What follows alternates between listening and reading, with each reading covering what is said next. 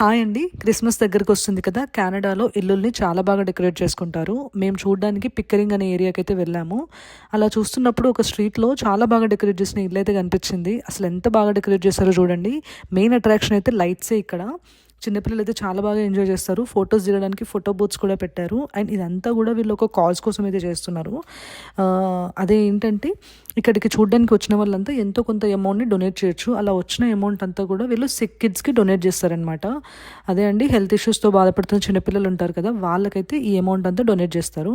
ఈ కాన్సెప్ట్ అయితే నాకు చాలా బాగా నచ్చింది. అండ్ అంతేకాకుండా ఇక్కడ ఒక రూమ్ లాగా అయితే డెకరేట్ చేశారు. అందులో ఒక పెద్ద శాంటాక్లాస్ని కూర్చోబెట్టారు. మనం ఎప్పుడైతే ఆ రూమ్లోకి ఎంటర్ అవుతామో మనకు ఒక ఆడియో క్లిప్ అయితే వినిపిస్తుంది, we wish you merry Christmas అని చెప్పి. ఆ వీడియో క్లిప్ని అయితే నేను ఇక్కడ అటాచ్ చేశాను. ఒకసారి మీరు కూడా చూసేయండి.